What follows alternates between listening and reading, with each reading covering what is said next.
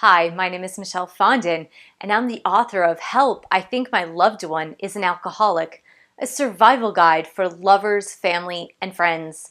And welcome to my video forum. So today we're going to talk a little bit about my personal feelings for Al-Anon and this forum as being a place for positivity. So I want you all to know my honest opinion about Al-Anon. As you're watching these videos, Al-Anon is a great place to start. If you are looking for support with loved ones that are alcoholics, whether it be your mother, sister, brother, boyfriend, girlfriend, significant other, husband, wife, daughter, son, whatever the relationship that you have with an alcoholic loved one, Al-Anon is a great place to start. Let me just tell you a little bit about the place that I got to in attending Al-Anon. Al-Anon is for families and friends of people who are alcoholics and or drug addicts. Oftentimes, alcoholism is coupled with drug addiction. Al-Anon is a place, it's a group where you can go to study the 12 steps and 12 traditions of Alcoholics Anonymous. So basically, Al-Anon has adopted the same 12 steps and 12 traditions of Alcoholics Anonymous with some wording change on some of the steps. Now, I am a firm believer in Alcoholics Anonymous, and I'm a firm believer in the 12 steps. I really believe there's power in those 12 steps. I've seen the power in them. I know that they work. I love the Alcoholics Anonymous program. I'm not a recovering alcoholic, but in doing research for my book, I attended many meetings, and in support of someone who I love who is an alcoholic in recovery. As he was in early recovery, I attended a ton of AA meetings with him. Now, someone from Al-Anon might tell you that's not recommended, that it's to the person to go to those meetings by themselves. But me having a curious mind and wanting to discover more about the program, not only for my personal life, but for my writing life, I really wanted to accompany my loved one into recovery. And actually, he was the one that really wanted me to be there in the beginning for that support. And he felt that he needed that support. And I felt that that was okay. And I made that judgment call at that specific time. So for me, in my own personal growth, what I found in the rooms of Al-Anon was that there was an overall negative tone. Now let me tell you, for self-development, for self-discovery, and for personal support within a group, for people that really understand what you're going through, it's a great place. I'm not going to tell you otherwise. However, but as you advance in your own personal growth, and especially your own spiritual growth, what I found was that it lacked hope. Hope for the recovery of your drinking loved one, the one in your life who is an alcoholic. There seems to be an overall negative tone in the rooms at Al-Anon, just a slight penchant toward negativity, a slight penchant toward self-denial or self-loathing almost. And I'm a very positive and optimistic person, and I found that you can really gain more in life by being more positive, uplifting, optimistic, and full of hope than you can by being self-denigrating, thinking that you're unworthy, looking at things from a darker perspective, really picking apart all the bad things that you've done. So I really found that each time I went, it sort of brought me down versus bringing me up, because I am an up person to begin with. So when I came in there with all my optimistic energy and then hearing these feelings of guilt, shame, blame toward oneself, it really made me feel like, I don't really believe them in the right place to be lifted up in a more positive manner. But, you know, we all need community. We all need people surrounding us, and we all need that uplifting, positive spirit to be within us. A lot of times it's really difficult when you're in a relationship, or when you're in a relationship with an alcoholic. It doesn't really matter. Relationships are hard regardless. But it's just giving you that positive perspective that you really need other people to help support you. And oftentimes, your immediate family members, or those that are directly involved with the drinking alcoholic, it's really tough because you're all in the same boat. You're all in the same position.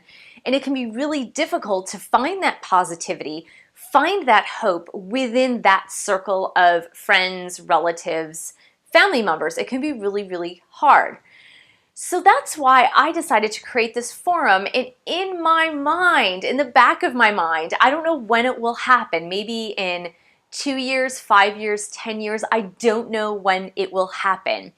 But in the back of my mind, as I left Al-Anon family groups, I decided that I needed to start to create something different, a support system for loved ones of alcoholics, but with a more positive spin.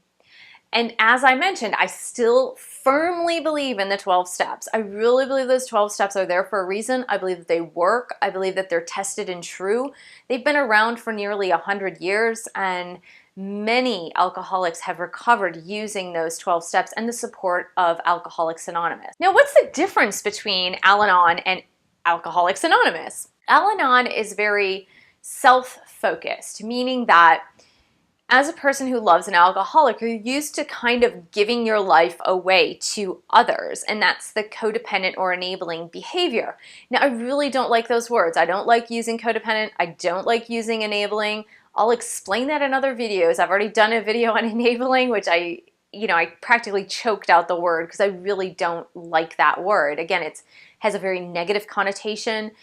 When somebody really loves someone else, when somebody really cares for someone else, the normal behavior is to help, is to be compassionate, is to be loving, is to give of oneself. So that is a normal behavior. Now, in an enabling, quote unquote, or codependent relationship, it becomes exaggerated, meaning that you forget yourself, which is not healthy. You should never forget yourself and your own needs. And so Al-Anon is really focused on you focusing on yourself and like, how did I get into this situation? How can I get out within myself? It doesn't mean leaving the relationship necessarily, but how can I get out within myself and how can I rebalance the scales? But it's a lot about looking at yourself and what you did wrong. It's really little focused on what you did right. It's a lot focused on what you did wrong. So that is Al-Anon. On the other side, Alcoholics Anonymous is others focused. And so the principle of that is that the alcoholic for years and years and years and years and years has been extremely self-centered and selfish in their pursuit of the alcoholism. Now it's a little bit, how should I say, skewed in perception because they're really sick. I mean, they have a disease. Their mind is messed up, their brain has been modified by all these chemicals, and their judgment is screwed up because their prefrontal cortex has been hijacked by the alcohol. So to say that they're self-centered and selfish, yes, that's actually accurate. However, they're also being programmed or reprogrammed by this disease. So Alcoholics Anonymous is really focused on service to others. So through recovery, recovering alcoholics give service to others as they're going through self-discovery. So they're going through self-discovery, they're purging up all the crap that they've been through and purging up all those emotions and how many people they've hurt and how to get over that and how to make amends and how to create a better life and how to stop drinking. So they're doing a lot of internal work, but they're also doing a lot of external work. So the work is focused on how can I serve? How can I help? And it's a really beautiful program for that. It's based in positivity. It's based in like, how can I be of service to others? How can I help? How can I transform my life? How can I overcome this obstacle? And yes, I'm powerless over alcohol, but how can I get over this and help others? And my willingness to surrender to God and to do His will only. And so it's really beautiful because in Alcoholics Anonymous, you see these personal transformations of someone who is completely broken, and oftentimes it's because they've hit rock bottom and they have nothing else. And they step into the rooms of Alcoholics Anonymous and they find hope and they have hope. And that's the one thing that is prevalent in the rooms of Alcoholics Anonymous is really this hope of recovery, this hope of living a better life, this hope of, it's not really my fault. I do have a disease. So even though the programs are the same, they're very, very, very different. And what I've found is that in the rooms of Alcoholics Anonymous, it's much more positive. There's a lot more hope. There's a lot more support. And one of the reasons I believe for that is because everybody is in the exact same boat. For the most part, the people that are there seeking recovery. So they're in the same boat. They're going on the same journey all together. Whereas in Al-Anon, not everybody is in the same boat. They came from the same place that led them to the Al-Anon meetings. However, some of them are in different boats. Some of them are living with still drinking alcoholics or abusive alcoholics.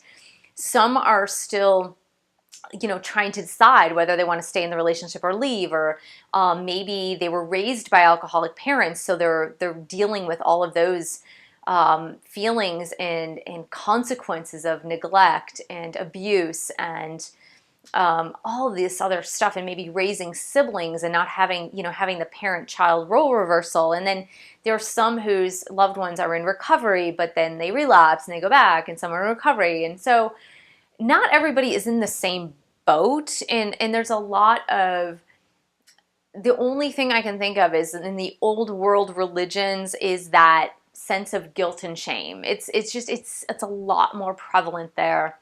Versus in Alcoholics Anonymous, yes, there's guilt and shame, but I really find that there is this air of hope because everybody's in the exact same boat. They're all like, yeah, we're alcoholics. Yeah, we screwed up our lives and we're trying to get better. And we turn to God to get better, or higher power. So that's my personal opinion. I know there are some of you out there who are going to want to write something nasty saying Al-Anon's great, it's wonderful, it really helped me, it transformed my life, it really is positive. And that's fine. That's your opinion. I'm giving you my opinion. You have your opinion.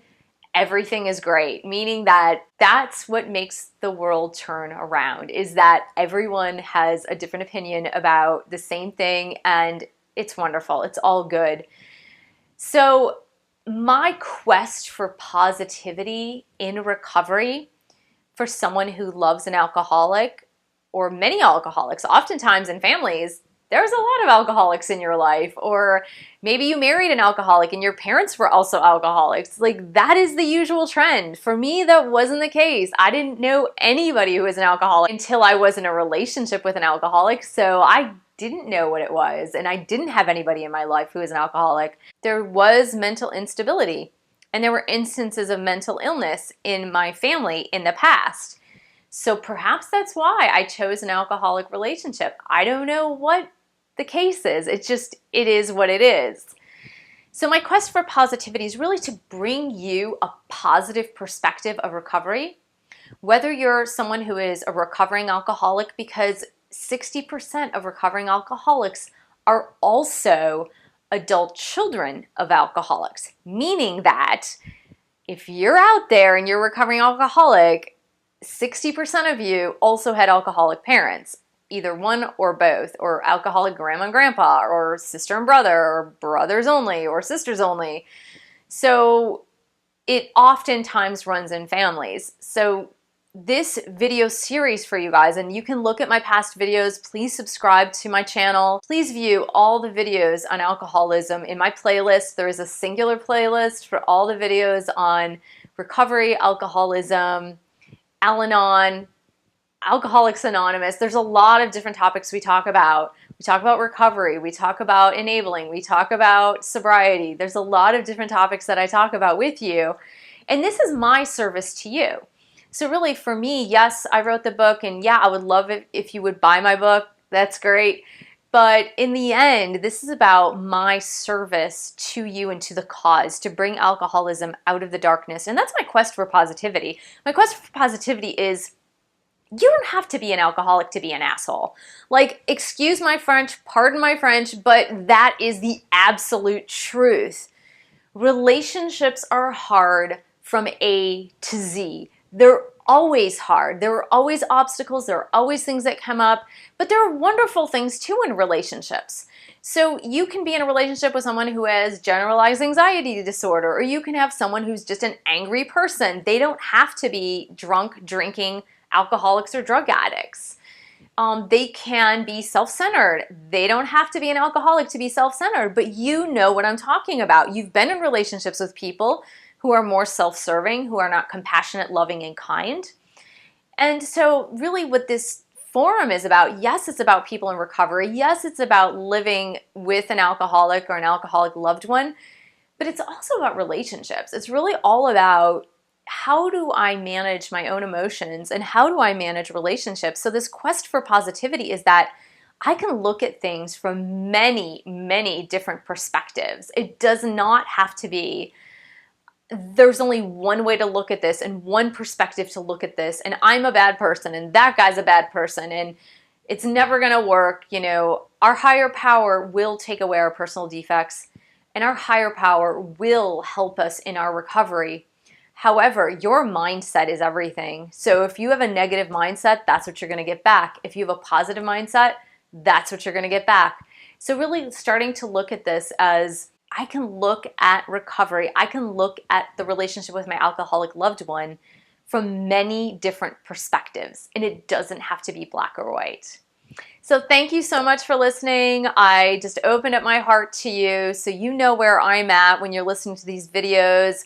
I don't believe in concealing anything, hiding anything. I don't really believe in sugarcoating this recovery process, because you have to be raw and vulnerable to go into recovery. You have to be very honest with yourself and with others, and wishing you all the best. Please subscribe to my channel. Support me by buying a book, Help, I Think My Loved One is an Alcoholic, a survival guide for lovers, family, and friends. You can sponsor me on Patreon. All the links are below. Thank you so much and have a great day.